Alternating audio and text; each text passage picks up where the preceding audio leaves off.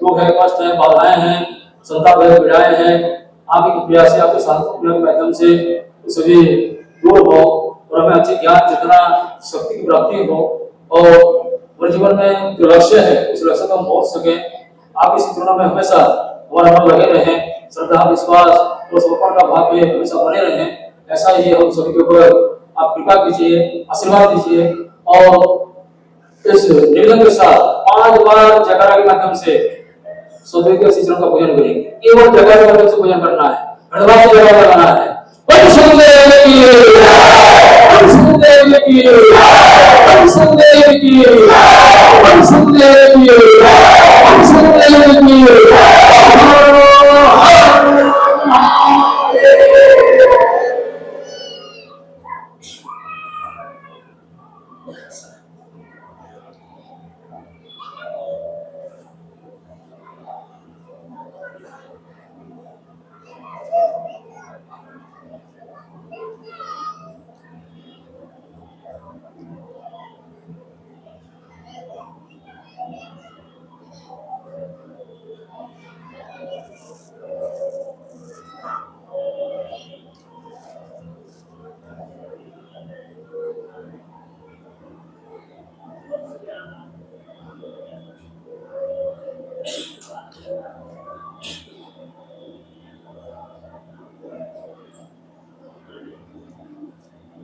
बहुत ही सुंदर और एक मन को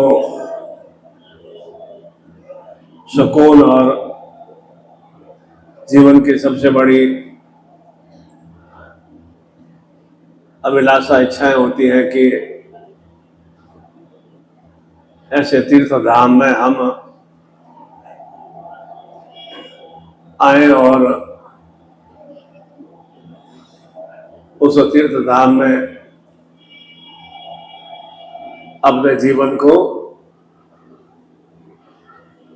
तारने की क्रिया से परिपूर्ण कर सके।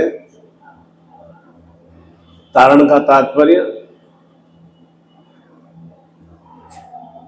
कि जीवन में हमें निरंतर परिवार की वृद्धि के लिए जब भी हमारा कार्य व्यवसाय रोजगार होता है उसमें हम धर्म अर्थ काम के हिसाब से निरंतर क्रियाशील रहते हैं और धर्म का तात्पर्य धारण करने का भाव चिंतन, अर्थात मुझे अपने जीवन को किस तरह से सुश्रेष्ठ में बनाना है, उसके लिए मुझे क्या क्या अपनी आदतों को, अपनी क्रियाओं को, अपनी शक्ति को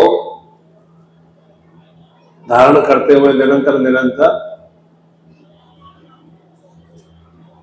उच्चता की ओर मैं अग्रसर हो सकूं और उसी उच्चता के भाव चिंतन से परिवार की वृद्धि के लिए धन की प्राप्ति हो सके, अर्थ की प्राप्ति हो सके और उसके साथ ही साथ निरंतर कर्म शक्ति का विस्तार हो सके, अर्थात मेरे अंदर काम करने की शक्ति, ऊर्जा, चेतना, दिव्यता की बराबर मुझे प्राप्ति होती रहे। वही सुशील इनको पीछे बढ़ा दो, बैठ जाओ, बड़ा भाई बैठ जाओ।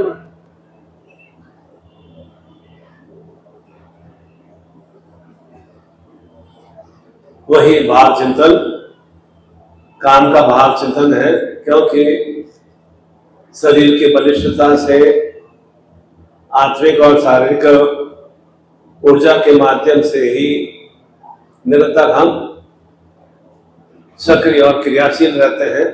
इसीलिए कहा जाता है कि मन में जैसे विचार आते हैं, जैसी भावनाएं आती हैं, स्वयं के प्रति या दूसरों के प्रति, वैसी ही जीवन में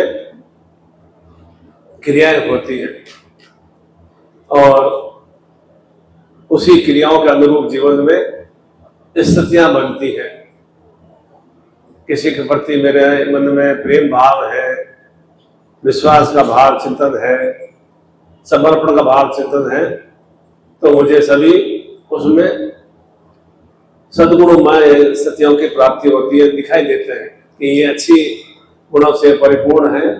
और इसके विपरीत यदि किसी के प्रति मुझे निरंतर नकारात्मक सोच या विचार आते हैं तो मुझे ये एहसास होता है कि उसमें अवगुण या अवगुण भरे हुए हैं और उसी के अनुरूप मुझे जीवन में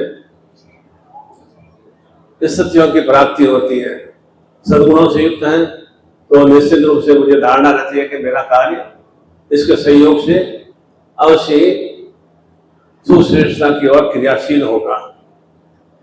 और अवगुणों का भाव चिंतन है कि नहीं, इसमें तो कोई क्वालिटी नहीं है, इसमें कोई बुद्धि नहीं है, इसमें कोई ज्ञान नहीं है, ये कोई अच्छा सहयोग करता नहीं है, तो मुझे भले वो कितना भी अच्छा पढ़ा लिखा हो या कितना भी अच्छा मेहनती हो, मुझे उसमें ही लगेगा कि वह नकारात्मक सोच वाला है।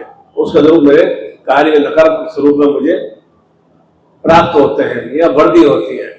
इसीलिए निरंतर अच्छी सोच, अच्छे विचार, अच्छा चिंतन करने से ही जीवन में एक शारीरिक ऊर्जा और आत्मिक शक्ति की वृद्धि होती है और उस शारीरिक ऊर्जा के माध्यम से हम जीवन में निरंतर सुखद स्थितियों को प्राप्त होते हैं। और यह बनी हुई शारीरिक ऊर्जा तो है, परंतु नकारात्मक सोच चिंतन है तो जीवन में सुखद स्थितियों की प्राप्ति नहीं हो पाती है। और इस तरह से धर्म अर्थ कर्म की पूर्णता के साथ साथ मोक्षता की प्राप्ति, अर्थात मोक्षता का मतलब कोई मृत्यु की प्राप्ति नहीं है।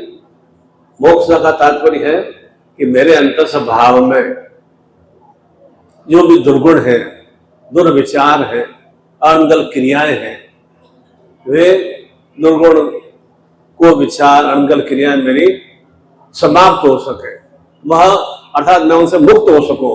मोक्ष का तात्पर्य होता है मुक्त होना, जीवन से मुक्त होना नहीं है।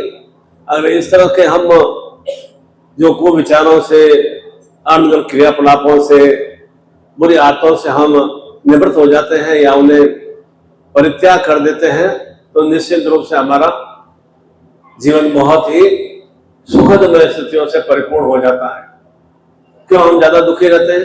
क्योंकि अंतर स्वभाव में नकारात्मक सोच चिंतन ज्यादा है, दूसरों से प्राप्त करने का भाव चिंतन है, दूसरे मेरा हित करें, दूसरों से मुझे कुछ न कुछ निरंतर मिलता रहे, चाहे वह पत्नी हो, चाहे पिता हो, चाहे पति हो, चाहे बच्चे हो, चाहे रिश्तेदार हो, मुझे कुछ न कुछ उससे प्राप्त होता रहे। वह भाव चिंतन निरंतर जीवन में चिंताओं का विस्तार करता है और चिंताओं से दुख की प्राप्ति होती है, क्योंकि मन के अनुकूल हुआ सामने वाला क्रिया नहीं करता है तो एक स्वतः ही दुख की प्राप्ति होती है कि वह मेरा कुछ कहना नहीं मान रहा है या मेरा आज्ञा का पालन नहीं कर रहा है या मुझे वह प्रदान नहीं कर पा रहा है। तो धीरे धीरे क्या होता है, उस तरह से मतभेद की स्थितियां बनती है और धीरे धीरे मतभेद के कारण से मन का भेद वाली स्थितियों का विस्तार होता है। और जो जो मन का भेद या मतभेद वाली स्थितियां बनती है त्यों त्यों जीवन में दुख कष्ट पीड़ाओं का विस्तार होता है। इसलिए कहा जाता है कि संसार में अधिकांश मनुष्य स्वयं के ही अनंगल भाव विचारों से ही ज्यादा दुखी रहते हैं। मुझे एहसास नहीं रहता है कि मेरे अंदर अनंगल भाव चिंतन क्या है, मेरी बुरी आदतें क्या है, मेरे कुविचार क्या है, मुझे ये ज्ञात नहीं रहता है। दूसरों के अंदर में वह ढूंढने की कोशिश करता हूँ और निकाल भी देता हूँ कि इसमें ये दोष है और ये दोष के कारण से मेरे अंदर और अधिक ऐसे नकारात्मक स्थितियों की वृद्धि होती है। उस कारण से मैं स्वयं दुखी ज्यादा रहता हूँ। उस तरह के कुविचारों को, कुभावों को, अनंगल आदतों को समाप्त करने का भाव चिंतन ही मोक्षदा का भाव चिंतन है और तब हमारा जीवन मृत्युंजय युक्त बनता है। अर्थात जो भी जीवन में बुरी आदतों के कारण से, चाहे वो मेरा अनगल खान पान हो या बीड़ी सिगरेट जर्दा तंबाकू हो, मद्यपान हो या आलस्य प्रमाद हो, उसके कारण से जो भी मुझे दुख कष्ट पीड़ा मिलती है वे समाप्त हो जाती है, नकार सत्य समाप्त हो जाती है और उसके कारण से जीवन मेरा मृत्यु अर्थात सभी तरह के सुखों से बनता है। अर्थात जो दुख कष्ट पीड़ा है वह मृत्यु रूपी स्थितियां हैं, नकारात्मक सोच है, शत्रु भाव है या अनगल जो क्रिया हो रही है या मेरे कार्य सफलीभूत नहीं हो पा रहे हैं, मैं परीक्षा में सफल नहीं हो पा रहा हूँ या मैं कार्य व्यापार कर रहा हूँ तो धन की मुझे प्राप्ति नहीं हो पा रही है या घर में कलह वाली स्थितियां हैं, तो ये सभी क्या है? ये सभी जीवन में मृत्यु के कारक हैं। अर्थात निरंतर दुख में जीवन में व्यतीत करना वह मृत्यु का कारण है और उस मृत्यु के कारण को से निवृत्ति की प्राप्ति के लिए ही इस तरह के हम सोच विचार को अपने आप को बदलने की क्रिया करते हैं। तीर्थ स्थान पर आकर एक संकल्प भाव से, तीर्थ स्थान में ऐसा नहीं कि आपने चलो 5 मिनट तक आपने महाकाल के दर्शन कर लिए, वह कोई ऐसा कोई बहुत बड़ी उपलब्धि नहीं है। उस तरह के किस तरह से मैं भी अपने जीवन के काल रूपी स्थितियों को समाप्त कर सकूं, मैं भी अपने जीवन में मृत्यु रूपी को स्थितियों को समाप्त करते हुए मृत्युंजय बन सकूं, वह भाव चिंतन है। मैंने भैरव बाबा के दर्शन किए तो किस तरह से मैं अपने आप को भय डर और अंग शत्रुओं से मैं अपने आप को मुक्त कर सकूं, वह भैरव का या बहिर्त जीवन का भाव चिंतन है। दर्शन करने से वह भाव चिंतन की प्राप्ति तो होती है पर तो उसे जीवन में उतारने की क्रिया करनी पड़ती है। भगवान शिव भी ऐसे ही कोई देवों के देव महादेव नहीं बने, उन्होंने भी अनेक अनेक दिव्य साधनाएं और चेतनाएं से अर्जित हुए। उनके जीवन में भी कई तरह के कष्ट संकट बाधाएं भी आई, उनके जीवन में कई तरह के राक्षस भी उत्पन्न हुए, उनके जीवन में भी अनगल तरह के दोषारोपण भी उत्पन्न हुए और उसके बाद भी वे कैसे अपने आप को एक विष का पान करते हुए बाद में भी अमृत वर्षा प्रदान करते हैं, अमृत में स्थितियां प्रदान करते हैं। तो उनका तात्पर्य यही है कि हमें भी जीवन में जो जीवन में परिवार में बढ़ने के लिए हमें तो विष की प्राप्ति तो होगी ही, उस विष को हम किस तरह से अमृत में रूपांतरण कर सके।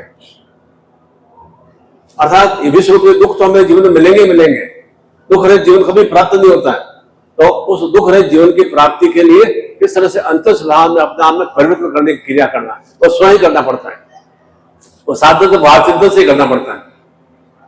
कोई भी जीवन में एकाएक क्रिया हमें प्राप्त नहीं होती है, हमारे एकाएक कार्य संपन्न नहीं होते कि अच्छा नहीं कि मेरे पास जो रोग कष्ट है समाप्त हो जाए, मेरे घर में बच्चा बीमार रहता है या पति बीमार रहता है एकदम स्वस्थ हो जाए, ऐसा संभव नहीं है। निरंतर निरंतर क्रिया करने से उसकी आरोग्यता की प्राप्ति होती है या जो भी उसके अभाव है वे अवश्य समाप्त होते हैं सकारात्मक सोच चिंतन से। इसीलिए यह हरसिद्धि मंदिर भी यहाँ माता पार्वती माता गौरी के 51 शक्तिपीठों में सर्वश्रेष्ठ है, जहाँ पर यह कोनी गिरी थी और 2 अच्छे दीपक के समान स्तंभ भी है और साथ में महाकाली महासरस्वती और महालक्ष्मी तीनों स्वरूप में विराजमान है। त्रिशक्ति रूप में यह स्थिति अर्थात हर तरह की सिद्धता को प्राप्त करने का भाव चिंतन एक ही स्वरूप में वह प्राप्त हो गया कि मेरे भीतर में महाकाली भी है अर्थात शत्रुओं का संहार करने की भावना चिंतन भी है, मेरे भीतर में ज्ञान बुद्धि ऊर्जा चेतना वाद शक्ति का भाव चिंतन भी है, सरस्वती का भाव चिंतन हो गया मेरे भीतर में।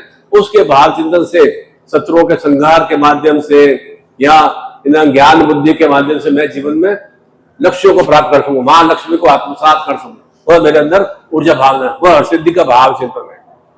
तो कितना कष्ट झेलना पड़ा भगवान शिव को भी कि उसको एक बार पत्नी घर चली गई, मायके चली गई और किस तरह से उसको अग्नि का वर्ण करना पड़ा, मृत्यु को प्राप्त होना पड़ा और कैसे कैसे बाद में भगवान शिव ने किस तरह से पूरी सृष्टि में विचरण करते हुए उन माता शक्ति के पीठों को स्थापित किया।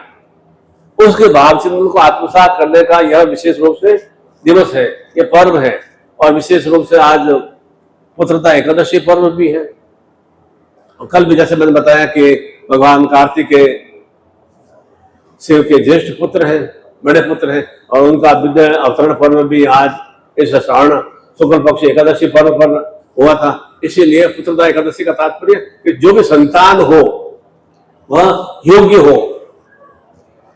जिस तरह से महामृत्युंजय की जो मंत्र की रचना किया तो कैसे इन्होंने बताया कि आपके जीवन में एक तो संतान होगी अल्प आयु की होगी और तो वह ज्ञानवान से युक्त होंगी, और एक होगी जो बहुत ही राक्षसी वृत्ति की होंगी। अब आपका निर्णय है कि आपको संतान दीर्घायु जीवन में राक्षसी वृत्ति वाले चाहिए या अल्प आयु वाले ज्ञानवान ऊर्जा से युक्त चाहिए। तो क्या उन्होंने धारण किया, नहीं मुझे ज्ञानवान ऊर्जा से युक्त, मुझे पुत्र की प्राप्ति हो, संतान की प्राप्ति हो। हमारे भी जीवन में चिंतन भाव ये होना चाहिए कि जो भी हमारे संतान हो, वो चाहे लड़का हो चाहे लड़की हो, वह तो एक हमारे भाग्य की बात है, हमारी किस्मत की बात है। हमारे भाग्य में क्या लिखा है, पुत्र की प्राप्ति है, पुत्री की प्राप्ति है, पर तो संतान प्राप्ति है ना, सबसे बड़ा एक उपलब्धि यह है। जिसके संतान नहीं होती उसको आप जीवन देखो कितना उनको इन कष्ट पड़ता है और कितना समाज का उनका तिरस्कार और अनगल बातों को झेलना पड़ता है। तो उस तरह से जो भी हमारे संतान हो वो योग्य हो, ज्ञान बुद्धि से योग्य हो, जिससे कि वो हमारा नाम सुशोभित कर सके। और पिता को और माता को कब खुशी मिलती है, पिता को खुशी मिलती है कि मेरी संतान मुझसे भी ज्यादा आगे उच्चतम स्थिति की और निरंतर निरंतर क्रियाशील हो सके। तो मैं तो छोटा पद प्राप्त किया हुआ हूँ, मुझसे वह अच्छे पद से युक्त हो सके। मैंने तो छोटी दुकान की है, मुझसे वह अच्छा बिजनेसमैन बन सके, वह उनको भावना चिंतन होती है। और साथ साथ में आज्ञाकारी भी हो, सुसंस्कार में भी हो, ऐसा भाव चिंतन का यह पुत्रता एकादशी का भाव चिंतन है। अर्थात एक तरह से संतान सुखदा का भाव चिंतन है। तो जो भी संतान हो हमारे इस तरह से सुचिंतनों से परिपूर्ण हो, तब हमारे जीवन में, नहीं तो आपके संतान तो एक या दो बच्चे तो होते हैं, और वह भी अगर ऐसे नकारा और इस तरह से कुछ माता पिता की अवज्ञाकारी या कैसे कैसे संतान हो जाती है। आप खुद न्यूज में, रोज अखबारों में और अपने व्हाट्सएप में भी देखते हो कैसे कैसे संतान आ जाती है और किस तरह से।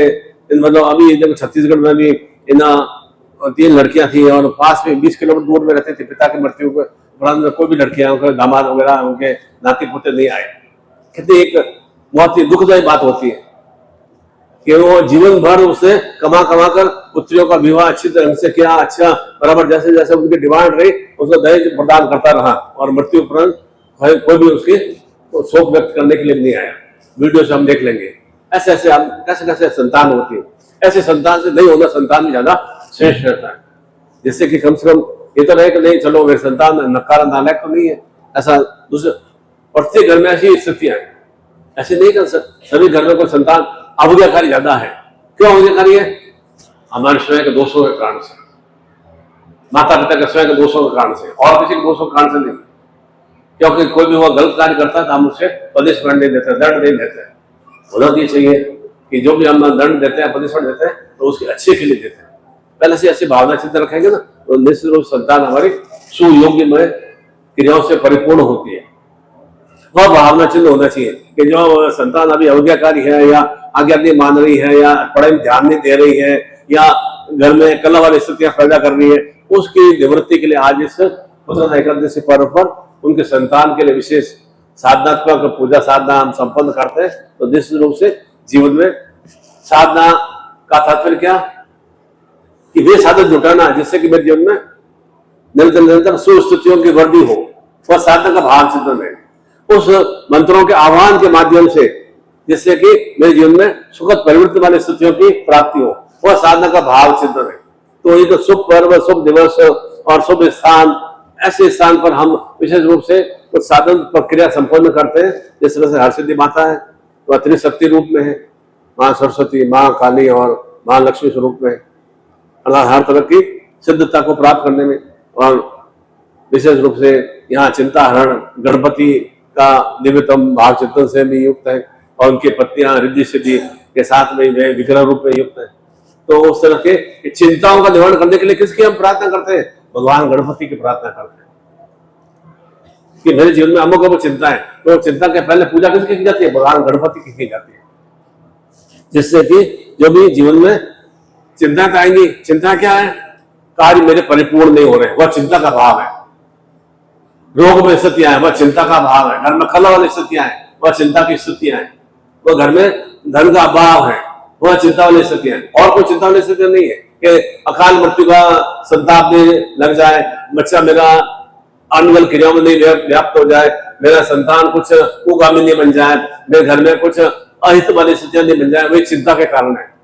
उन चिंताओं के निवारण के लिए ही भगवान विघ्नहर्ता गणपति की व्रत आराधना संपन्न की जाती है। प्रातः बेला में भी मैंने भस्म आरती के समय भगवान के 3:30 बजे, 3:15 बजे, 3:45 बजे के बीच में जाकर बराबर प्रार्थना पूजा आप सभी के लिए संपन्न किया कि जिससे कि निरंतर निरंतर हमें सदा से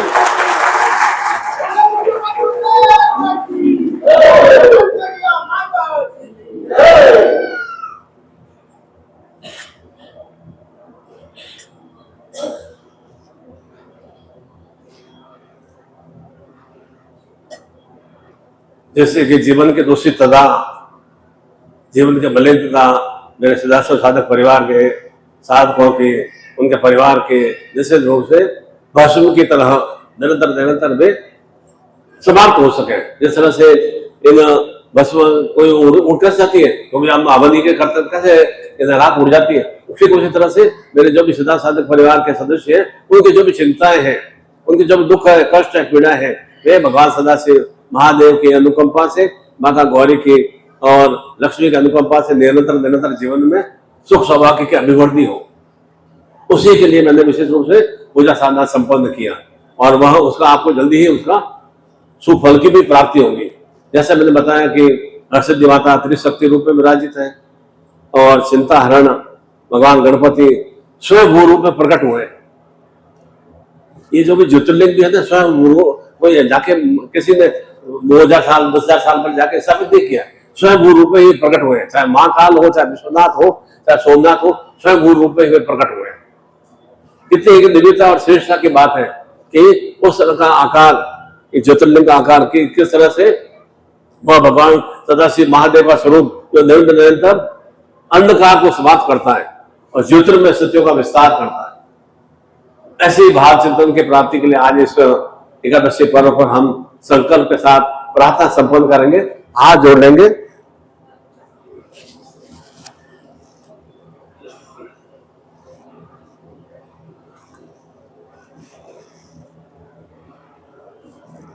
ओम की ध्वनि करेंगे।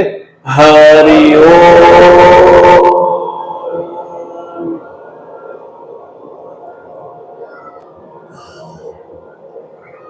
हरि ओम।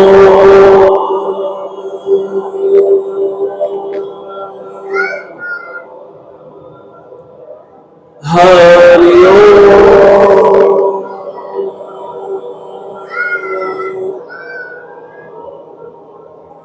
ओम लक्ष्मी नारायणाभ्यां नमः, सची पंद्राभ्यां नमः, मातृ पितृ चरण कमलेभ्यो नमः, इष्ट देवताभ्यो नमः, ग्राम देवताभ्यो नमः, वास्तु देवताभ्यो नमः, सर्वेभ्यो देवेभ्यो नमः, सर्वेभ्यो ब्राह्मणेभ्यो नमः। ओम सिद्धि बुद्धि सहिता श्रीमन महागणाधिपति नमः। ओम विघ्नेश्वराय वरदाय शिवप्रियाय लंबोदराय शकलाय जगताय नागानाय श्रुति घोषिताय गौरी सुताय गणना नमो नमस्ते। भक्तार्थी नाशापराय गणेश्वराय विद्याधराय विक्राय वामनाय भक्त प्रसन्न वरदाय नमो नमस्ते। नमस्ते ब्रह्म रूपाय रुद्र रूपाय नमस्ते ब्रह्मचारिणे अन्याय पूज्याय शालाय शकलाय शकलाय सशक्तिकाय महागणाधिपति भावयामि संकल्पम कुर्यात। सीधा रखेंगे। इस तरह से आह्वान करेंगे कि जो भी हमारे जीवन में कामना इच्छाएं हैं, इस महाकाल की नगरी में, इस विशेष रूप से ज्योतिर्लिंग धाम में मेरी ये कामना इच्छाएं परिपूर्ण हो सके और निरंतर निरंतर मुझे ज्योतिर्लिंग के समान प्रकाश में जीवन में सत्यों की प्राप्ति हो सके।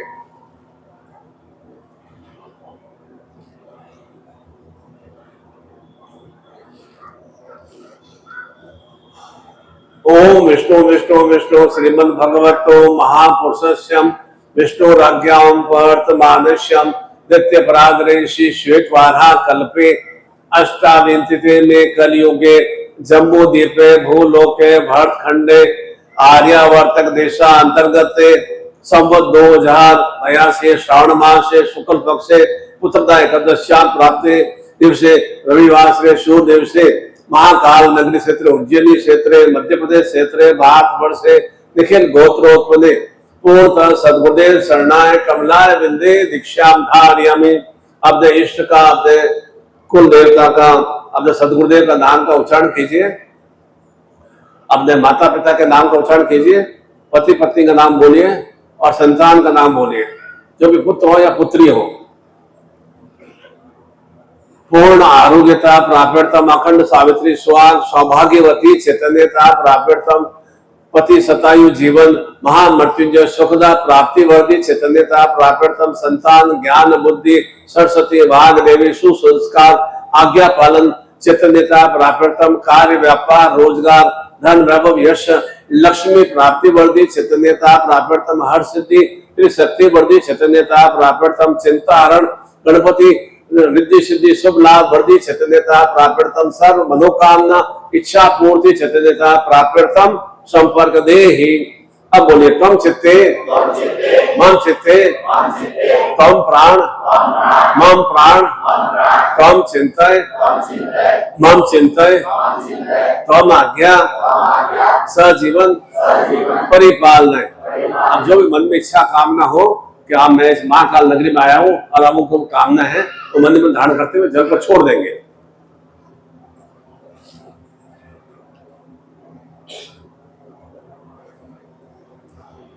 आपको एक दिया होगा, धागा दिया होगा आपको, इसको दोनों अंगूठा में डाल दो और लास्ट अंगूठे में डाल दो। यज्ञ पुरुष में बनना है, इसलिए वो यज्ञ या जनेऊ को धारण किया जाता है कि मैं निरंतर निरंतर पुरुषोत्तम में शक्तियों से परिपूर्ण हो सकूं। दोनों हाथ दे तो ऊपर उठा दो ऐसे। ओम यज्ञोपवीतम परम पवित्रम प्रजापति सहजम प्रसाद आयुष्यम गृहम पर्ति मुंजम शुभ्रम यज्ञोपवीतम बल मत्स्यज्ञपति गृह्यम। ओम शांति रस्तो पुष्टि रस्तो तुष्टि रस्तो वर्धि रस्तो अविघ्न मस्तो आयुष्य मस्तो आरोग्य मस्तो शिव मस्तो शिव कर्मास्तो कर्म सर्व। ओम भगवती का अत्यंत प्रतान भगवती माहेश्वरी प्रतान भगवती रिद्धि कर प्रतान भगवती वर्धि कर प्रतान भगवती पुष्टि कर प्रतान। ओम सूर्य ज्योतिधार्यम ओम चंद्र ज्योतिधार्यम ओम भौमस ज्योतिधार्यमि ओम बुद्ध ज्योतिधार्यम ओम गुरु बृहस्पति ज्योतिधार्यमि ओम शुक्र ज्योतिधार्यम ओम शनिश्चर ज्योतिधार्यमि। छागर राहु केतु यज्ञ पवित्रम यज्ञ पुरुषार्थम पूर्ण तेजस्वी महाकाल महाशक्ति ज्योतिर्मय प्राप्ति वर्धि उन्नति चैतन्यता प्राप्त्यर्थम संपर्क देहि। पुनः यज्ञ को गले में धारण कर दो।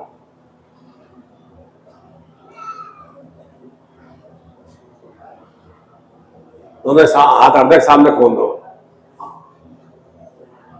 और जिसके पास में भी वह द्वादश ज्योतिर्लिंग का पैकेट है वह पैकेट खोल के हाथ में रखो।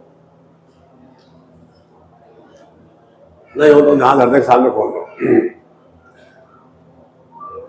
ओम सुमुक्षते दंतस्य कपिलो वत्कर्णक लंबोदरसं विक्टो विगन्नासो विनायकम धूम्रकेतु गुणादिक्षो भालचंद्रो गदानम द्वादश नामानि पठे शुणादपि विद्यारंभे वाच प्रवेशे निर्गमे तथा संग्रामे संकटे चे विघ्नतस्य न जायते शुक्लांबरम पुंसन सुरासुरे सर्व विघ्न हर तस्मै गणाधिपत्ये नमः।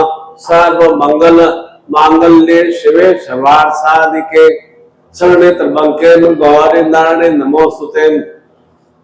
सर्वदां सर्व कार्येषु नास्ति तेषां मंगलम येषां हृदयस्थो भगवान् मंगलाय तनम हरि तदे लग्न तारा बलम चंद्र बलम विद्या बलम देव बलम लक्ष्मीपति श्रामिम लाभस्तेषां जयस्तेषां कुतस्तेषां पराज्यम येषां इंदीवर श्यामो यत्रोगेश्वर मूर्ति धुरा नेत्रमतिम अनन्या समाजना परिपासे तेषां नित्याना भक्ताना क्षोभाम्यम स्मरते सकल कल्याणम वाजम यत्र जायते पुरुषम तमंजम नित्यम भजन हरिम सर्वेषां कार्येषु त्रस्त्रे उदेश्राम देवामदि संतूनम सिद्धिम वक्रतुंड महाकाय कोटि सूर्य निर्विघ्नं कुरुते सर्वं सर्वं।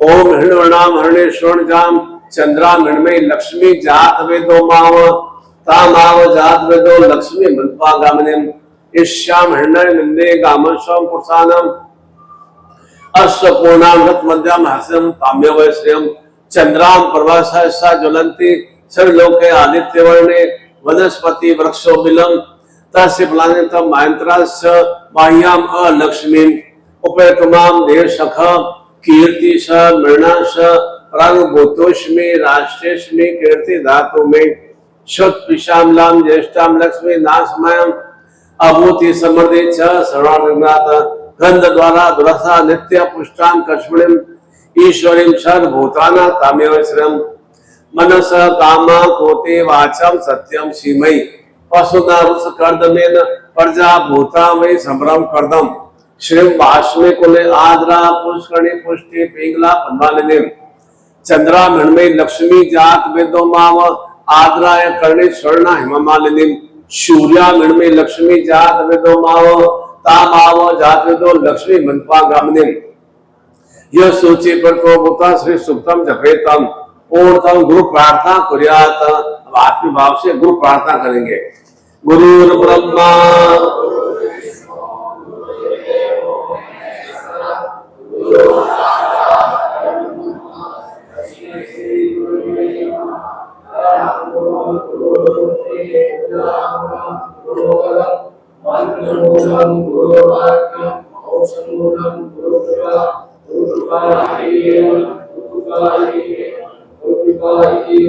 तमेव माता च पिता तमेव तमेव बंधु च सखा तमेव तमेव विद्या तमेव तमेव सर्वं मम देव देव।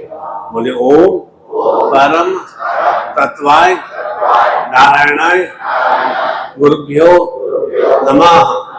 ओम परम तत्वाय नारायणाय गुरुभ्यो नमः। ओम परम तत्वाय नारायणाय गुरुभ्यो नमः। ओम परम तत्वाय नारायणाय गुरुभ्यो नमः। ओम परम तत्वाय नारायणाय गुरुभ्यो नमः। ओम ह्रीं मम प्राण देह रोम प्रतिरोम चैतन्य जागृय ह्रीं ओम नमः। ओम ह्रीं मम प्राण देह रोम प्रतिलोम चैतन्य जागृय ह्रीं ओम नमः। ओम भूर्भुवः स्वः तत्सवितुर्वरेण्यं भर्गो देवस्य धीमहि धियो यो न प्रचोदयात्। ओम श्रीं श्रीं मम गृहे महाकाली सरस्वती महालक्ष्मी हर सिद्धि आगम नमः। ओम श्रीं श्रीं मम गृहे महाकाली महासरस्वती महालक्ष्मी हर सिद्धि आगम नमः। ओम श्रीं श्रीं मम गृहे महाकाली महासरस्वती महालक्ष्मी हर सिद्धि आगम नमः। ओम श्रीं श्रीं मम गृहे महाकाली महासरस्वती महालक्ष्मी आगम नमः। उन्हें हाथों को आगे चक्र में हृदय पे स्पर्श करा दो कि मेरे जीवन में निरंतर निरंतर काल पर विजय प्राप्त करने वाली, मुझे निरंतर सुशक्तियों से परिपूर्ण करने वाली शक्ति की मुझे प्राप्ति हो, कुशक्तियां मेरी समाप्त हो सके और मेरे भीतर में जो भी कुज्ञान है या कुविचार है वे मेरे विलकित हो सके। किसी के प्रति भी ईर्ष्या द्वेष का भाव चिंतन है और उसके कारण से मानसिक चिंताओं की वृद्धि हो रही है, वे कुभाव कुविचार मेरे समाप्त हो सके मां सरस्वती की कृपा से और उनके सुयोग से, शक्ति के भाव चिंतन से और सुज्ञान के भाव चिंतन से निरंतर मुझे धन लक्ष्मी की महालक्ष्मी की प्राप्ति हो सके, अर्थात सहस्त्र रूप में मुझे लक्ष्मियों की प्राप्ति हो सके। वह भाव चिंतन है इस हर सिद्धि का, माता शक्ति का भाव चिंतन है कि निरंतर निरंतर हमें किस तरह से ज्ञानवान से युक्त होना है, कुज्ञान को समाप्त करना है। कुज्ञान का तात्पर्य मेरे अंदर जो भी अनगल बुरी आदतें हैं, चाहे आलस्य प्रमाद के रूप में, अनगल खान पान के रूप में, जो कि मुझे अपने जीवन को अहित की ओर निरंतर निरंतर अल्पायु की ओर अग्रसर कर रही है, अकाल मृत्यु की ओर, कांसर दोष की ओर अग्रसर कर रही है। वे भाव चिंतन मेरे समाप्त हो सके और निरंतर मैं मृत्युंजय युक्त बन सकूं, वह मां काली का भाव चिंतन है। और ज्ञान बुद्धि के माध्यम से निरंतर मैं अच्छे कर्म करूं तो निश्चित रूप से मुझे शीघ्रता से सुफल के धन लक्ष्मी की प्राप्ति हो सके। उसी भाव चिंतन को प्राप्त करने के लिए उन्हें हाथ हृदय के सामने खोल देंगे।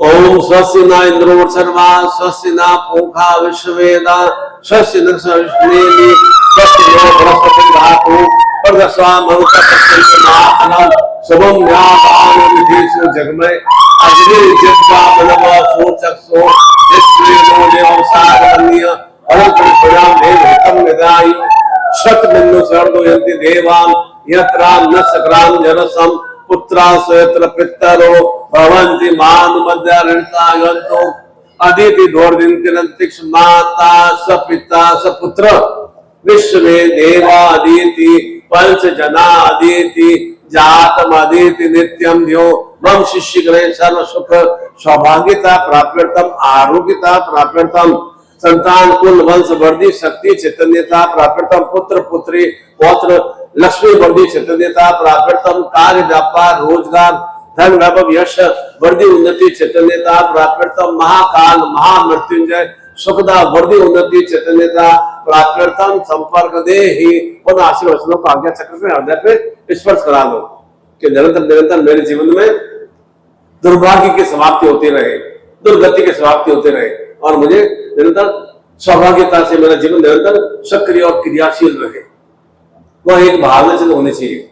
और दुर्भाग्य कहां से आता है? दुर्भाग्य आता है कुविचारों से, कटु भावना से, वह दुर्गति की प्राप्ति होती है। और उस दुर्गति का नाश कौन करता है? वह शक्ति रूपा मां काली दुर्गति का नाश करती है। और निरंतर निरंतर सुलक्ष्यों की प्राप्ति कहां से आएगी? ज्ञान बुद्धि के माध्यम से। ज्ञान बुद्धि का मतलब ये नहीं मैं एमए पास हूं या बहुत ही ज्यादा मतलब सीए बन गया हूं या एमबीबीएस डिग्री प्राप्त कर ली मैं ज्यादा ज्ञानवान हूं। ज्ञानवान का मतलब है किस तरह से मेरे अपने जीवन को संचालित नियंत्रित करना है, वह ज्ञान का भाव है। को ज्ञान के कारण ही जीवन में डगमगाहट पूर्ण स्थितियां बनी रहती है और को ज्ञान की समाप्ति हो सके। उसके को ज्ञान की समाप्ति के बाद ही मुझे सुलक्ष्यों की प्राप्ति होती है। धन तो अन्य चोरों के पास में भी होता है परंतु वह धन सुफल युक्त नहीं होता है। धन तो कई अन्य लॉटरी के बाद, अब तो लॉटरी कम हो गई है और लॉटरी के माध्यम से धन या सट्टा के माध्यम से धन प्राप्त करते हैं और वह धन सुफल से युक्त नहीं होता है। धन रहता है जो निरंतर और अधिक धन के अंदर और अधिक वृद्धि होती रहे, लक्ष्मी की अभिवृद्धि होती रहे, अलक्ष्मी का भाव चिंतन नहीं रहे, लक्ष्मी और लक्ष्मी साथ साथ चलती है, अलक्ष्मी का हाथ होता रहे और निरंतर सुलक्ष्मियों की मुझे प्राप्ति होती रहे। अर्थात परिवार में सुखद परिस्थितियों की मुझे निरंतर वृद्धि होती रहे। परिवार पति पत्नी में प्रेम सामंजस्य बना रहे, संतान आज्ञा पालन और सुसंस्कार से युक्त उच्च अच्छी शिक्षा से युक्त हो और उसके माध्यम से क्या होगा? उसके घर में कुल वधु या कुल वर अच्छे योग्य रूप में प्राप्त होगा तो उसके माध्यम से क्या होगा? आगे वह उनका परिवार भी सुखद व्यतीत होगा। नहीं तो मेरा बेटा अगर मान अच्छा पढ़ा लिखा नहीं है, संतान अच्छी पढ़ी लिखी नहीं है, अच्छे घर में उसका विवाह नहीं हो पाए, विवाह नहीं होगा तो फिर वो वैसा ही मलिन जीवन रहेगा, दरिद्रता में जीवन रहेगा और उसके कारण से क्या होगा? अगले 7 पीढ़ी तक वैसी दरिद्रता बनी रहती है। इसलिए कहते हैं कि दरिद्र में जीवन जीना या गरीबी के घर में पैदा होना कोई बड़े गलत कार्य नहीं है, परंतु जीवन भर दरिद्र बने रहना और जीवन भर गरीब बने रहना वह बहुत ज्यादा एक कलुषित बात है कि आप मैं गरीब घर में पैदा हुआ, कोई बात नहीं, मेरा भाग्य ऐसे था, कृष्ण ऐसी थी, मेरे माता पिता वहीं पर मुझे जन्म देने वाले थे, गरीब घर में मैं उत्पन्न हुआ, दरिद्र में जीवन घर में उत्पन्न हुआ, परंतु जीवन प्राप्त करने के बाद में मैं दरिद्र में बना रहता हूँ या गरीब बना रहता हूँ तो मेरे लिए बहुत ज्यादा हतभागी वाली भावना चिंतन है कि मैं अपने जीवन के दरिद्रता को गरीबी को समाप्त नहीं कर पा रहा हूँ और मेरी मूलता है। माता पिता की कमी नहीं है कि मैं गरीब घर में पैदा हुआ, उनकी कमी नहीं है, उन्होंने तो मुझे सुरक्षित रूप से पूर्ण रूप से इन सभी अंग प्रत्यंग से मुझे सुश्रेष्ठ रूप से उत्पन्न किया है, ज्ञान बुद्धि प्रदान किया है गरीब घर में, उनके घर में गरीबी नहीं होंगे, पर मैं जीवन प्राप्त करने के बाद गरीब या दरिद्र में बना रहता हूँ, तो मेरे लिए वह बहुत ज्यादा हतभागी वाली भावना सिद्ध है कि मैं अपनी दरिद्रता को, गरीबी को समाप्त करने के लिए मेरे अंदर बहुत शक्ति नहीं है, कर्म करने का भावना चिंतन नहीं है। इस कारण से जीवन भर हम गरीब और दरिद्र बने रहते हैं, दुर्भाग्य में बने रहते हैं। दुर्गति को समाप्त करने का भाव से होना चाहिए कि मेरे ख्याल से जीवन में दुर्गति की समाप्ति हो। वह हमें भगवान ने ज्ञान बुद्धि दिया है, हम अपने जीवन की दुर्गति को समाप्त कर सकते हैं। उसके लिए एक सद्भावना सिद्ध होनी चाहिए और उसके संकल्प के भावना सिद्ध होते, इसलिए कोई भी प्रार्थना करने से संकल्प ग्रहण किया जाता है। और संकल्प के माध्यम से मेरा अमुक अमुक मेरी कामना है, अब कामना तो आपने व्यक्त कर लिया, अभी आपने हाथ में जल भी ले लिया या मेरे सामने भी आपने मान ली, मैंने प्रार्थना तो कर लिया कि ना मतलब मेरे घर में धन लक्ष्मी की बढ़ती हो, 27 जीवन की प्राप्ति हो, बहुत अच्छी बात है। और धन लक्ष्मी की प्राप्ति के लिए मैं कर्म क्या कर रहा हूँ, 27 जीवन की प्राप्ति के लिए मेरे खान पान का आचरण कैसा है, मेरा व्यवहार कैसा है, मेरे अंदर भाव में जो बुरी आता है उसका मैं क्या परित्याग कर रहा हूँ। वह नहीं हो रहा भारत तो 27 जीवन से युक्त नहीं होंगे, वह नहीं होगा तो धन लक्ष्मी से परिपूर्ण नहीं होंगे। उसको संकल्प का बात कर रहे हैं कि मैं यह प्रतिज्ञा करता हूँ, मैं एक दृढ़ रूप से एक जीवन में विश्वास रूप से प्रतिज्ञा करता हूँ, मुझे इस तरह के सत्य को प्राप्त करना है। और संकल्प आप चिंतन है, भगवान को भी आपने प्रणाम किया, प्रार्थना भी किया, घंटी में बजाई है ना, पुष्पमाला भी अर्पित किया होगा, उनके ज्योतिर्लिंग का दर्शन भी किया होगा, उनका स्पर्श भी किया होगा और आपने आज्ञा चक्र में लगाया, पर तो उसके बाद में भीतर भाव में अंधकार को कैसे समाप्त करना है उसका भाव में चिंता आपने नहीं करा। इस कारण से जीवन में वह ज्योतिर्मय सत्य को प्राप्ति नहीं हो पाती है, साधन प्रक्रिया हम कर नहीं पा रहे। अर्थात जो जीवन में मुझे उच्चतम सौभाग्यता की ओर, सतायु जीवन की ओर, धन लक्ष्मी की ओर अग्रसर कर रहे हैं, उसके लिए मैं क्या साधन जुटा रहा हूं। और हम मलिन मलिन भाव चिंतन से, संकोचित चिंतन भाव से जीवन निरंतर निरंतर क्रियाशील रखते हैं, एक्टिव रखते हैं। और क्या कौन सा एक्टिव हम खुद नहीं रखते हैं।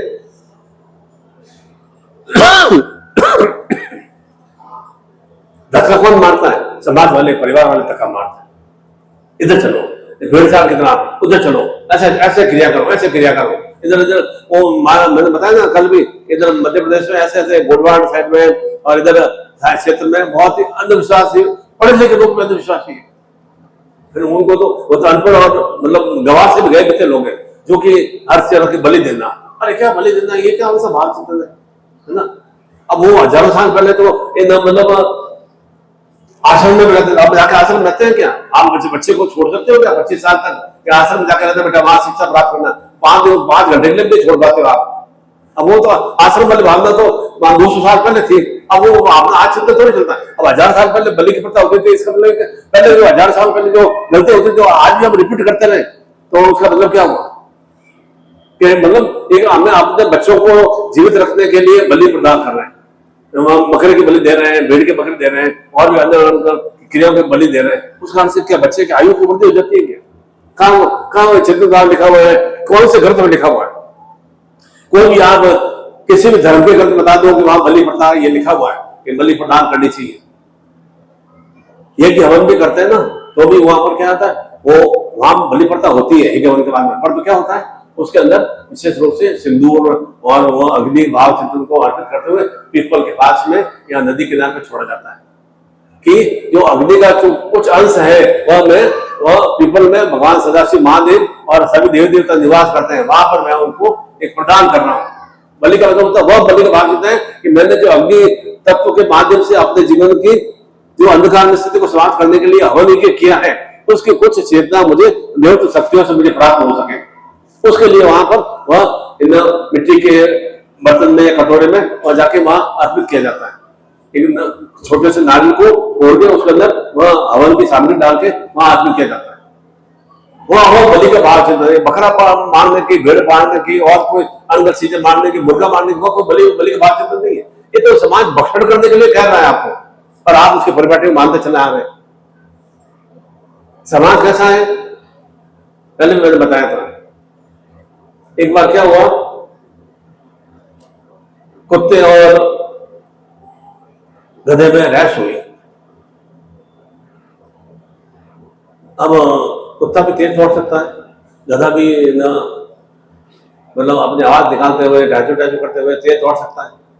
रैश हुई, कौन आगे बढ़ता है, कौन विजयश्री को प्राप्त होता है।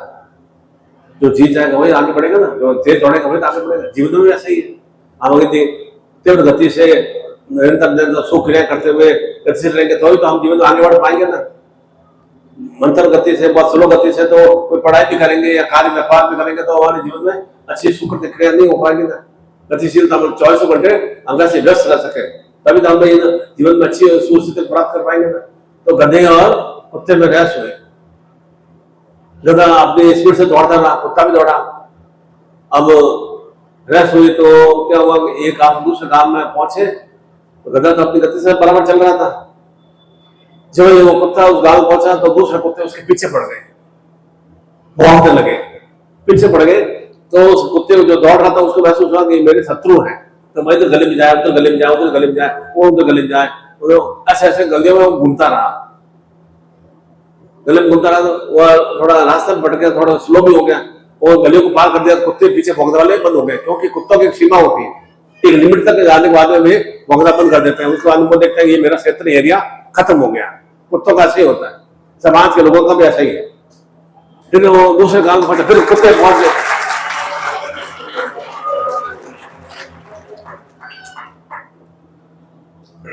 फिर दूसरे गांव में गए, फिर कुत्ते पीछे पड़ गए। फिर वो कुत्ते फिर डर गया कि वो भौंकने वाला है, इधर भौंकने वाला। गधा के पीछे कोई गधे पड़ते नहीं है, गधे पीछे कोई कुत्ते भी पड़ते नहीं है। वो गधा अपनी मंथर गति से, आराम गति से बराबर चलता जा रहा था। कुत्ता बार बार ऐसे तरह से व्यथित परेशान सा हो गया, भटक गया और वह पीछे रह गया, और गधा वो एक रेस को जीत गया। तो जीवन में ऐसे ही होना चाहिए कि ये समाज वाले पर कुत्तों की तरह व्यवहार करेंगे तो आपको पीछे धकेलने की क्रिया करेंगे, भौंकते रहेंगे, तुमने ऐसा नहीं किया इसलिए ऐसा हो गया, तुमने ऐसा नहीं किया इसलिए ऐसा हो गया। उनको समाज को क्या चाहिए कि आप आगे बढ़ रहे हो तो पीछे कैसे खींचे जाए, टांगों कैसे खींचे जाए। आपके साथ ऐसे ही होता है, सभी के साथ ऐसे ही होता है।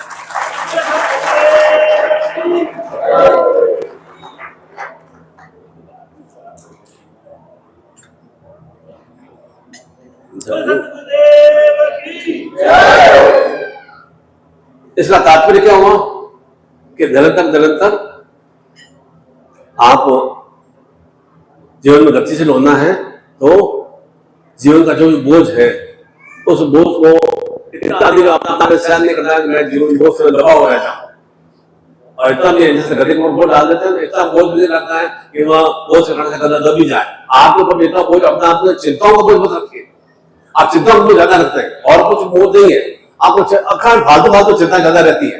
फालतू चिंता क्या है कि मेरे साथ में कोई शत्रु भाव नहीं रखे, मेरे कोई चेक पेट में चाकू नहीं घोंप दे, मेरी कोई मृत्यु नहीं हो जाए, मेरा कोई एक्सीडेंट नहीं हो जाए। फालतू चिंता ज्यादा करते हैं, मेरे धन का नुकसान नहीं हो जाए, मेरे दुकान में चोरी नहीं हो जाए, मेरे घर में कोई मतलब गलत क्रिया नहीं हो जाए, मेरे बच्चे कोई ऐसा नहीं इधर उधर कोई भटक नहीं जाए। फालतू क्रियाएं ज्यादा होती है, खुद के बारे में नहीं सोचते हैं, दूसरे फालतू क्रिया बारे ज्यादा सोचते हैं। परिवार वाले क्या कहेंगे, रिश्तेदार क्या कहेंगे, समाज वाले क्या कहेंगे, फालतू चिंताएं करते हैं। समाज वाले, परिवार वाले, रिश्तेदार आपके कुछ भी ना तो पॉजिटिव रहता है ना नेगेटिव रहते हैं, आपको बस पीछे खींचने वाले रहते हैं। बस वो आपको कैसे, जो आप आगे बढ़ने की कोशिश करते हो तो फिर कहते हैं अरे ये आगे कैसे बढ़ गया, पीछे खींचते हैं। आपका लड़का बाल अच्छा योग्य पढ़ लिख लिया, मैं पहले जानता था, समझ वाले कहेंगे मैं पहले जानता था ये लड़का बहुत होनहार निकलेगा, और मान लो भाई कोई कारण से फेल हो गया, मैं जानते था बाप ने ऐसे पढ़ाई नहीं किया, बेटा कहाँ से पढ़ेगा आगे, कहाँ से बढ़ी करेगा, हो नहीं सकता। तो ये तो ऐसे नकारा डाला था, फालतू तुमने पैसा बर्बाद किया। अरे फेल होना मतलब फेल होने का तात्पर्य क्या है कि फर्स्ट इंप्रेशन है कि मैं उसमें कुछ क्रिया करके भले पीछे रह गया, पर तो एक मैंने अपने आप में कुछ सुकृत क्रिया की है। फेल होना कोई बहुत बड़ा अभिशाप नहीं है, फेल होना कोई बहुत बड़ा कोई अवगुण वाला या दुर्गुण वाला भाव नहीं है। फेल होने का मतलब है कि मैंने कुछ एक सुकृत क्रिया की है, ठीक है, उसमें मेरा एक सही तरह से ज्ञान बुद्धि मेरी परिपक्व नहीं होगी, उस कारण से मुझे जैसे मैं सफलता चाहता था वैसे मुझे सफलता प्राप्त नहीं हुई। वह बात, और अगर मैं मतलब प्रयास नहीं करूं, कोशिश नहीं करूं तो क्या हुआ, मैं शुरुआत में अपने आप को सरेंडर कर लिया, शुरुआत में मैं फेल हो गया। आप प्रयास में नहीं करो, आप फिर चाहते हो कि नहीं मुझे अचीवमेंट मिल जाए, उपलब्धियां मिल जाए, अच्छी स्थितियों की प्राप्ति हो जाए, प्रयास नहीं करोगे कैसे आप अच्छी स्थितियों के कुछ कदम आगे बढ़ाओगे। आपने कोशिश किया ना, आप 100 किलोमीटर, 200 किलोमीटर, 500 किलोमीटर, 1000 किलोमीटर से दूर से लोग आए ना, रायपुर से, छत्तीसगढ़ से, उड़ीसा से लोग आए ना, कैसे कैसे तो प्रयास किया तब आप पहुंचे ना। कैसे वो प्रयास हुआ, कोई आपके पीछे आपके सदगुरुदेव की शक्ति नहीं है, तब आप उस प्रयास के कारण से यहाँ महाकाल की नगरी में आए।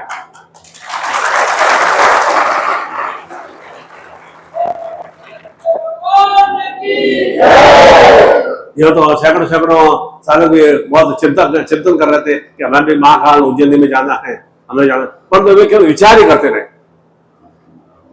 उनके भाग्य में तीर्थ यात्रा तो लिखी थी, परंतु वे अपने भावना चिंतन को प्रैक्टिकल रूप में उतार नहीं पाए। आपको जो भी आपके मन में भावना चिंतन आया था कि मुझे ना जोधपुर आश्रम में जाना है, दिल्ली आश्रम में जाना है, या तीर्थ यात्रा में जाना है, या देव तीर्थ यात्रा करनी है, लेकिन अंतर्भाव में उस प्रार्थना को, उस संकल्प को प्रैक्टिकल रूप में उतारना पड़ेगा, तब आप वहां मंजिल तक पहुंच पाते हैं। मुझे आने की तो बहुत इच्छा थी, परंतु आने की बहुत इच्छा थी, परंतु को मैं हमेशा उलझे रहता है। कोई भी कार्य में भी ऐसे ही होता है, यात्रा में बात नहीं, कोई भी कार्य में किंतु परंतु रहता है। मैं ऐसा कर तो लेता गुरु जी, परंतु ऐसा बस परंतु आता है, और ऐसा कर लेता किंतु मैं तो घर में ऐसा प्रॉब्लम थी, बच्चों की ऐसी समस्या थी, माता पिता की ऐसी समस्या थी, बस उसी कारण से आप उलझे रहते हैं। प्रॉब्लम कुछ भी नहीं है, ये समस्या बराबर चलती रहेंगी। कल वेद क्या बताए, जब तक जीवन है तब तक समस्या बराबर बनी रहेंगी, तब तक आपके जीवन में रोज बराबर बने रहेंगे ये, और आप जो मृत्यु को प्राप्त हो जाएंगे तो सब कुछ क्या हो गया, बस अब तो पिताजी चले गए, बस हो गया, हमें अपना आप ही करना है। उस समय फिर पिता कहाँ रहेंगे, उस समय थोड़ी वो रहेंगे कि नहीं अब मेरे पिताजी है तो बस सब कुछ मुझे सुख प्राप्त हो रहा है, पिताजी कल चले जाएंगे तब क्या होगा। तब जीवन तो चलाना पड़ेगा, चाहे उसकी पत्नी हो, चाहे बच्चे हो, या परिवार के सदस्य हो, जीवन तो उनको चलाना पड़ेगा। तो क्यों नहीं हम अपने जीवन को कि मैं अपने आप में जीवन में कैसे सुखमय सत्यों से परिपूर्ण हो सकूं। आप फ्लैट में भी कोई बैठे हुए ना, फ्लैट में क्या कहते हैं कि जब ये ना मतलब ऑक्सीजन की कमी होती है तो वो ऑक्सीजन मास्क अपना खुल जाता है, तो पहले अपनी सेफ्टी पहले करें, पहले आप खुद मास्क पहनो, फिर आपके पास में जो बच्चे हो, पत्नी हो, नहीं पहनना आता हो, उसको जो आता है मास्क नीचे, उसको पहले, उसको बाद में पहनाओ। अर्थात क्या हुआ, पहले आप अपनी सेफ्टी करो, ऐसा बांग्लादेश में कहा जाता है। यार मान लो कहीं ऐसा होता नहीं है, और तो कई अच्छा ना कि कई विमान को, जहाज को पानी में उतरना पड़ता है, तो वो एक स्लोप बनता है, उसमें क्या कहते हैं, पहले आपसे उतरने की क्रिया करो, पहले बच्चों को उतारने की, पत्नी को उतारने की, माता को उतारने की क्रिया मत करो, पहले आप स्वयं पहले सुरक्षित रूप से बाहर निकलो। ठीक है, उसी तरह से जीवन में भी जो दुखद स्थितियां हैं, कष्टपूर्ण स्थितियां, उनको बाहर निकलने के पहले स्वयं अपनी सेफ्टी करना है, सुरक्षित करना है, तो आपका निश्चित रूप से पूरे परिवार की सेफ्टी होते ही हो जाएगी। तो उसी के लिए इन विशेष रूप से जैसे मैंने बताया कि त्रिशक्ति रूप में हरसिद्धि माता के धाम में विराजमान है। 50 मीटर भी दूर नहीं है मंदिर, तो मुश्किल से 10-15 मीटर दूर है बस, है ना, इतना भी नहीं है। और ऐसे प्रांगण में बैठे हैं, महाकाल के प्रांगण में बैठे हैं, पीछे के साथ महाकाल पूर्ण जाज्वल्यमान रूप में, स्वयं रूप में, प्रकट रूप में विराजमान है। तो ऐसी स्थान, तीर्थ स्थान पर हम विशेष रूप से त्रिशक्ति, हरसिद्धि, शक्तिपात की दीक्षा और चिंता हरण, जो भी जीवन में चिंताएं हैं, चिंता का मतलब तो जीवन में अभाव है, उन अभावों की निवृत्ति के लिए विशेष रूप से वह रिद्धि सिद्धि युक्त, अर्थात जो भी मैं भावना चिंतन रखूं उसमें मुझे शुद्धता की प्राप्ति हो और सिद्धि की मेरी समाप्ति हो सके। रिद्धि का मतलब होता है मेरे मन में भावना चिंतन क्या आई, विचार क्या आए, और उन भावना चिंतन को परिपूर्ण करने के लिए सिद्धता की प्राप्ति हो। चिंता हरण, जो भी चिंता है, चाहे वो संतान आज्ञाकारी नहीं है, या पति पत्नी में कलह वाली स्थितियां रह रही है, या घर में रोग वाली स्थितियां रह रही है, चिंताओं के कारण है। तो चिंताएं क्या होती है, धीरे धीरे हमें मृत्यु की ओर धकेलती है, अर्थात जीवन में दुखों की ओर विसर्जित करती है। मृत्यु का मतलब कोई ऐसा नहीं समाप्त नहीं होना है, और अधिक दुख परिवार में घने हो जाते हैं, गहरे हो जाते हैं, उनकी समाप्ति के लिए वो चिंता हरण गणपति रिद्धि सिद्धि के साथ में विराजमान है और स्वयं वो प्रकट रूप में है। तो ऐसे धाम में हम गुरु के माध्यम से वह शक्तिपात को, चेतना को आत्मसात करते हैं, और साथ ही साथ में श्रीफल को प्राप्त करते हुए इन दोनों ही दीक्षाओं के साथ श्रीफल भी प्राप्त होगा। और प्रत्येक दीक्षा के साथ विशेष रूप से रक्षाबंधन के पर्व पर मैंने रक्षा सूत्र भी तैयार किए हैं। तो जो जो दीक्षा लेगा उसी को रक्षा सूत्र 28 तारीख को पहले एक बार 5 मिनट के लिए अपने सदगुरु के सिर चढ़ा रख देना है, उसके बाद स्वयं को धारण करना है। पहले स्वयं आपकी रक्षा हो सके, पहले मेरी वो जिम्मेदारी है, पहले आपकी स्वयं रक्षा हो, बाकी परिवार की बाद में सब तो आपकी रक्षा हो जाएगी, सब तो परिवार की रक्षा हो जाएगी। तो प्रत्येक दीक्षा के साथ अभी नूतन दीक्षा जो लेंगे और जो भी श्रीफल प्राप्त करेंगे उसके साथ में आपको विशेष रूप से रक्षा सूत्र प्राप्त होगा। और रक्षा सूत्र में पुनः आपको भी ईश्वर करा के चिंतन कर दूंगा, और 28 तारीख को वह उसे आपको धारण करना है। और वह शक्ति का पर्व है, विशेष रूप से शुक्रवार का दिवस है, शक्ति का पर्व है, और श्रावण पूर्णिमा का पर्व है, और विशेष रूप से चंद्र ग्रहण भी है। तो ऐसे महापर्व से तो रक्षा सूत्र धारण करने से कि जीवन में हर स्वरूप में मेरी सदगुरु के माध्यम से, निखिल जी के माध्यम से, माँ भगवती के माध्यम से मेरे जीवन में निरंतर सुरक्षा रह सके, ऐसा ही जीवन में आत्मसात करने के लिए रक्षा सूत्र भी आपको प्राप्त होगा और शक्तिवाद दीक्षा भी प्राप्त होगी। और पूर्ण आनंद भाव, प्रसन्न भाव से, आप शांत चित्त भाव से जितना मन में महामृत्युंजय मंत्र भी विशेष रूप से द्वादश ज्योतिर्लिंग के साथ में लिखा हुआ है, और नहीं हो तो ओम राम जुम स ओम राम जू सा मंत्र में उच्चारण करें, नहीं तो पूरा मंत्र भी बोल सकते हैं। ओम राम ओम जुम ओम स ओम भू ओम भुवा ओम स्वा ओम त्र्यंबकम यजामहे सुगंधिम पुष्टिवर्धनम उर्वा रोगमदान मृत्युर्मोक्ष अमृता।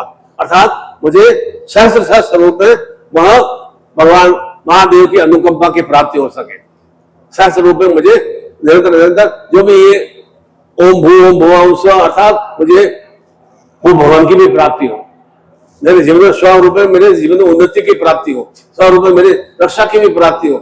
इस तरह के भाव चिंतन से वह मंत्र है कि मैं किस तरह से महामृत्युंजय शक्तियों से युक्त हो सकूं, वह महामृत्युंजय का भाव चिंतन है। कोई भी मंत्र का भाव चिंतन कुछ को हेतु उद्देश्य होता है, उस हेतु उद्देश्य को प्राप्त करने के लिए इस रूप से मन में नहीं हो तो ओम नमः शिवाय बोले, कुछ न कुछ मन में। तो बार बार कहता हूँ, जब भी आप यात्रा में जा रहे हैं या बस में जा रहे हैं या स्कूटी पे या मोटरसाइकिल पे या कार में जा रहे हैं, कुछ न कुछ मंत्र चलता रहना चाहिए। गुरु मंत्र हो, चाहे ओम गम गणपति मंत्र हो या एंग्रीन चामुंडा में ओम नमः शिवाय हो, तो बार बार क्या होगा, उसके माध्यम से उनकी आत्मिकता की प्राप्ति होती है। और विशेष रूप से और क्या फायदा होता है, अनगल भावचार कटु विचार नहीं आते हैं। नहीं तो यात्रा में जाते हैं अनगल कटु विचार आते हैं, उससे सुन लिया, पड़ोस वाले ने ऐसा बोल दिया, मेरे बड़े भाई ने ऐसा बोल दिया, मेरे छोटे बच्चे ने ऐसा उसके साथ में ऐसा कर दिया, वो बार बार कटु विचार मन में और वृद्धि होती है। इसलिए जब भी आप यात्रा में जाएं या तीर्थ स्थान में जाएं या कहीं भी आप भ्रमण के लिए जाएं या ऑफिस में जा रहे हैं, तो मन में कुछ न कुछ विशेष मंत्र बराबर चलते रहना चाहिए, तो जीवन में उसके आत्मिकता के हम प्राप्त कर पाते हैं। तो वह भी एक तरह से साधना का भाव चिंतन है। और यही मैं कोटि कोटि आशीर्वाद देता हूं कि आपके भी जीवन में सभी तरह की चिंताओं का हरण हो सके। और भगवान विघ्नहर्ता स्वरूप में गणपति, जो गणपति की पूजा अर्चना क्यों की जाती है, क्योंकि वे प्रथम पूज्य है। कोई भी देखो, आपके घर में नूतन परिवार में बच्चों का विवाह होता है या गृह प्रवेश की क्रिया होती है, तो पहले गणपति की पूजा अर्चना करते हैं। और उससे पहले जब भी आप मान लो किसी को इन्विटेशन देना है, निमंत्रण देना है, तो आप पहला कार्ड भगवान गणपति के श्री चरणों में जाकर अर्पित करते हैं ना, मंदिर में जाकर अर्पित करते हो ना। या आपको नया भवन बनाया तो उसका गृह प्रवेश के पहले गणपति पूजा अर्चना की जाती है ना, जिससे कि निर्विघ्न स्वरूप में मेरे वो भवन की वृद्धि हो सके, निर्विघ्न स्वरूप में मेरे संतान में कुल वंश की वृद्धि हो सके, चाहे लड़की का विवाह हो चाहे लड़के का विवाह हो, निरंतर मेरे जीवन में वो परिवार में कुल वंश की वृद्धि हो सके। और आज विशेष रूप से पुत्रदा एकादशी पर्व भी है। पुत्रदा का मतलब संतान सुख प्राप्ति का पर्व, चाहे वो पुत्र रूप में हो चाहे पुत्र रूप में, संतान भी सुसंस्कार में हो, उसी भावना चिंतन से उसको आत्मसात करने के लिए अपने बच्चों को वैसा ही पुत्रदा एकादशी का यह विशेष शक्तिवाद दीक्षा आप संपन्न कराएंगे तो वह सुसंस्कार से युक्त होगा, वह दिव्य प्राप्त होता है। जो गुरु के अंदर चेतना है और गुरु के अंदर चेतना उस संतान में या व्यक्ति में या बहन बेटियों में या साधक में वह प्राप्त होता है। उसके कारण से जब उसके भीतर में जो एक कुविचार है, मलिन विचार है, समाप्त होते हैं, या कार्य में जो देरी हो रही है और देरी उनकी समाप्त होती है और यथाशीघ्र उन्हें सुफल की प्राप्ति हो सकती है। निश्चित रूप से आपके भी जीवन में ऐसा सुश्रेष्ठ रूप में और विशेष रूप से अभी मैंने हमारे जोधपुर में तो एयरफोर्स भी है और वहां पर विशेष रूप से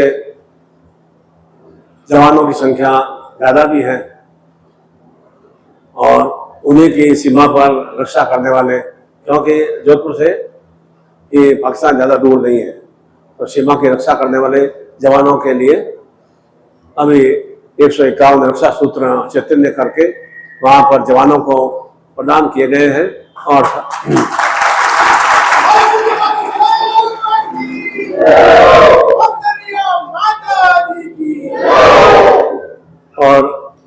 शायद आप फेसबुक में यूट्यूब में भी देख लेंगे, दोनों बहू और माता जी भी वहाँ उन्हें प्रदान करने के लिए गई है। और माता जी का नहीं आने का कारण भी एक श्रावण मास में विशेष रूप से आप सभी के लिए अभिषेक की क्रिया और पूजा साधना संपन्न करने की क्रियाएं बराबर संपन्न कर रही हैं, जिससे कि उनके जो भी मानस रूप में पुत्र पुत्रियां उनके परिवार में हर रूप में सुखदमय स्थितियों की वृद्धि हो सके। और जो जवान हमारे सीमा पर रक्षा रूप में तैनात हैं, ये तो अपने घर परिवार से दूर हैं, उनके साथ में तो परिवार के बच्चे पत्नी या और भी उनके परिवार से साथ में रहते नहीं है। उनके लिए भी हमारा एक कर्तव्य रहा है कि हम उन्हें भी रक्षा सूत्र भेजें, और कुछ विशेष रूप से प्रसाद के लिए भी धनराशि मां अर्पित की गई है।